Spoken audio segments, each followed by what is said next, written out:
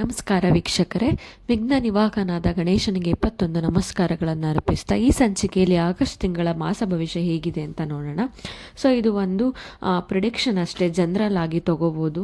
ನಿಮ್ಮ ಜಾತಕದ ಪ್ರಕಾರ, ದಶಾಭುಕ್ತಿಗಳ ಪ್ರಕಾರ ಮತ್ತು ಗುರುಬಲ, ಶನಿ ಬಲ ಎಲ್ಲದರ ಮೇಲೆ ಡಿಪೆಂಡ್ ಆಗಿರುತ್ತೆ. ಇದು ಒಂದು ಗೋಚಾರ ಫಲ ಅಷ್ಟೇ ಆಗಿರುತ್ತೆ. ಇದನ್ನೇ 100% ಕನ್ಸಿಡರ್ ಮಾಡಿ ನೀವು ಹೇಳ್ತಿರೋದಾಗಿಲ್ಲ ಅಂತ ಅಂದ್ಕೊಳ್ಳೋದು ತಪ್ಪಾಗುತ್ತೆ. ನಿಮ್ಮ ಜಾತಕನ ಜ್ಯೋತಿಷ್ಯದಲ್ಲಿ ತೋರಿಸಿದ್ರೆ ಏನು ಹೇಗೆ ಅಂತ ಗೊತ್ತಾಗುತ್ತೆ. ಸೊ ಮೊದಲನೇದಾಗಿ ಮೇಷರಾಶಿ ನೋಡೋಣ.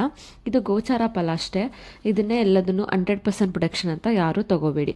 ಪ್ರಯಾಣ ಮಾಡ್ತೀರಾ, ದೇಹಕ್ಕೆ ತುಂಬ ಆಯಾಸ ಆಗುತ್ತೆ. ಪ್ರಯಾಣ ಮಾಡೋದ್ರಿಂದ ನಿಮ್ಮ ದೇಹಕ್ಕೆ ಆಯಾಸ ಆಗುತ್ತೆ. ಸ್ವಲ್ಪ ರೆಸ್ಟ್ ತಗೊಳ್ಳೋದು ಬೆಟರು. ಉದ್ಯೋಗದಲ್ಲಿ ಬದಲಾವಣೆ ಸಾಧ್ಯತೆ ಇದೆ. ಅಂದರೆ ಹೊಸ ಉದ್ಯೋಗ ಹುಡುಕ್ತಾ ಇದ್ದೀರಾ ಅಂದರೆ, ಅಥವಾ ಟ್ರಾನ್ಸ್ಫರ್ ಆಗುತ್ತೆ ಅಂತ ಅಂದರೆ ಎಲ್ಲ ಚಾನ್ಸಸ್ ಇದೆ.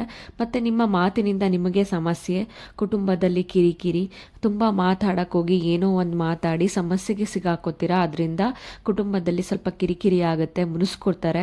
ಸೊ ಸ್ವಲ್ಪ ಮೌನವಾಗಿದ್ರೇ ಬೆಟರ್ ಅನ್ಕೋತೀನಿ. ಕುಟುಂಬದಲ್ಲಿ ಹೊಂದಾಣಿಕೆ ಇರಲ್ಲ, ಅದೇ ಸ್ವಲ್ಪ ಕಿರಿಕಿರಿ ಆಗಿರೋದ್ರಿಂದ ಹೊಂದಾಣಿಕೆ ಇರಲ್ಲ. ಅವರೊಂದು ಕಡೆ ಇವರೊಂದು ಕಡೆ ಮುಖ ಹಾಕೊಂಡು ಕೂತ್ಕೊಳ್ಳೋ ಥರ ಸನ್ನಿವೇಶ ಬರೋದುಂಟು. ಸೊ ಸ್ವಲ್ಪ ಮೌನವಾಗಿರಿ. ದುಡ್ಡು ಕೊಟ್ಟು ಮೋಸ ಹೋಗ್ತೀರಾ, ಯಾರೋ ಒಬ್ಬರಿಗೆ ದುಡ್ಡು ಕೊಟ್ಟು ಅದು ವಾಪಸ್ ಬರಲ್ಲ, ಅಥವಾ ನಿಮಗೆ ಬೇಕಾಗಿರೋ ಟೈಮಲ್ಲಿ ಸಿಗಲ್ಲ. ಸೊ ಈ ತಿಂಗಳಲ್ಲಿ ಯಾರಿಗೂ ಸಹ ಹಣದ ಸಹಾಯ ಮಾಡೋಕ್ಕೆ ಹೋಗಬೇಡಿ. ಮತ್ತು ಇನ್ವೆಸ್ಟ್ ಮಾಡಬೇಡಿ, ಹೊಸ ಹೂಡಿಕೆಗಳನ್ನು ಯಾವುದಕ್ಕೂ ಮಾಡಬೇಡಿ. ಮತ್ತು ಹೊಸ ಬಿಸ್ನೆಸ್ ಸ್ಟಾರ್ಟ್ ಮಾಡಬೇಡಿ. ಹೊಸದು ಅಂತ ಈ ತಿಂಗಳಲ್ಲಿ ಯಾವುದನ್ನು ಸಹ ಸ್ಟಾರ್ಟ್ ಮಾಡಬೇಡಿ. ಯಾವ ಥರ ನೆಡ್ಕೊಂಡು ಹೋಗ್ತಾ ಇದೆ ಅದೇ ಥರ ನೆಡ್ಕೊಂಡು ಹೋಗಬೇಡಿ. ಮುಂದೆ ಬರುವ ದಿನಗಳಲ್ಲಿ ನೀವು ಇನ್ವೆಸ್ಟ್ಮೆಂಟು, ಹೊಸ ಬಿಸ್ನೆಸ್ಸು ಎಲ್ಲ ಸ್ಟಾರ್ಟ್ ಮಾಡ್ಬೋದು. ಸ್ವಲ್ಪ ವೆಯ್ಟ್ ಮಾಡಬೇಕು ಅಂತಲೇ ಹೇಳ್ಬೋದು. ನೀವು ಯಾರಿಗೂ ಸಹ ಈ ತಿಂಗಳಲ್ಲಿ ನಮ್ಮ ಮೊದಲನೇ ಹೇಳ್ದಾಗೆ ಸಾಲ ಕೊಡಬೇಡಿ. ಮತ್ತು ಸಂಗತಿ ಆರೋಗ್ಯದಲ್ಲಿ ಸ್ವಲ್ಪ ಏರುಪೇರು ಇರುತ್ತೆ. ಸೊ ಅವರ ಆರೋಗ್ಯದ ಬಗ್ಗೆ ಸ್ವಲ್ಪ ಗಮನ ಇರಲಿ. ಆಸ್ಪತ್ರೆಗೆ ಕರ್ಕೊಂಡು ಹೋಗೋದು, ಅವ್ರ ಬಗ್ಗೆ ಕೇರ್ ಮಾಡೋದು ಎಲ್ಲ ಮಾಡಿದ್ರೆ ಒಳ್ಳೆಯದು.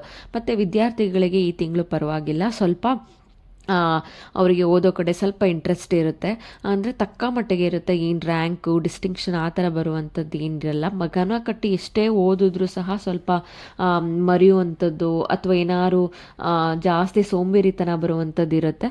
ಬಟ್ ತಕ್ಕ ಮಟ್ಟಿಗೆ ಪರವಾಗಿಲ್ಲ. ಮತ್ತು ವ್ಯಾಪಾರ ವ್ಯವಹಾರದಲ್ಲಿಗೂ ಸಹ ತಕ್ಕ ಮಟ್ಟಿಗೆ ಲಾಭ ಇರುತ್ತೆ. ಏನು ಹೇಳ್ಕೊಳ್ಳುವಂಥ ಲಾಭ ಇಲ್ದಿದ್ರೂ ಲಾಸ್ ಆಗುವಂಥದ್ದು ಏನಿಲ್ಲ.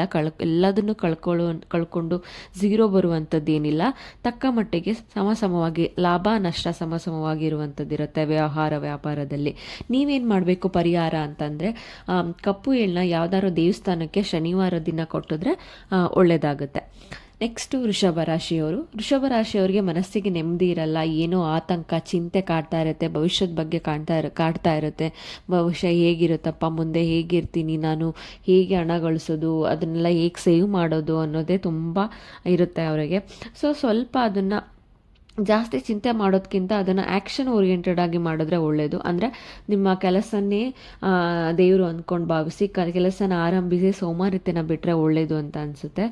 ಮತ್ತು ಖರ್ಚು ಜಾಸ್ತಿ ಇರುತ್ತೆ ಈ ತಿಂಗಳಲ್ಲಿ. ಅನಾರೋಗ್ಯ ಸಮಸ್ಯೆ ತುಂಬ ಇರುತ್ತೆ. ಅಂದರೆ ಹೊಟ್ಟೆ ಸಂಬಂಧಪಟ್ಟಂಥ ಅನಾರೋಗ್ಯ ಸಮಸ್ಯೆ ಇರುತ್ತೆ, ವೆಯ್ಟ್ ಗೇನ್ ಆಗುವಂಥ ಸಮಸ್ಯೆ ಇರುತ್ತೆ.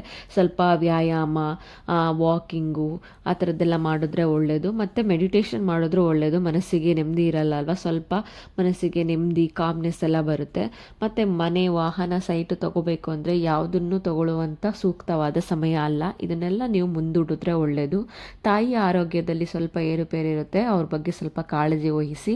ನಿಮ್ಮ ಮನೆಯಲ್ಲೇ ಕರ್ಕೊಂಡು ಇಟ್ಕೊಳ್ಳೋದು, ಅವ್ರ ಬಗ್ಗೆ ಕೇರ್ ಮಾಡೋದು ಎಲ್ಲ ಮಾಡಿದ್ರೆ ಒಳ್ಳೆಯದು. ನಿಮ್ಮ ತಾಯಿಗೆ ನೀವು ಮಾಡಿದ್ರೆ ನಿಮ್ಮ ಮಕ್ಕಳು ನಿಮಗೆ ಮಾಡ್ತಾರಲ್ವ. ಸೊ ತಂದೆ ತಾಯಿಯ ಬಗ್ಗೆ ಸ್ವಲ್ಪ ಕಾಳಜಿ ಇದ್ದರೆ ಒಳ್ಳೆಯದು. ಉದ್ಯೋಗದಲ್ಲಿ ಪರವಾಗಿಲ್ಲ, ತಕ್ಕ ಮಟ್ಟಿಗೆ ಲಾಭ ಇರುತ್ತೆ.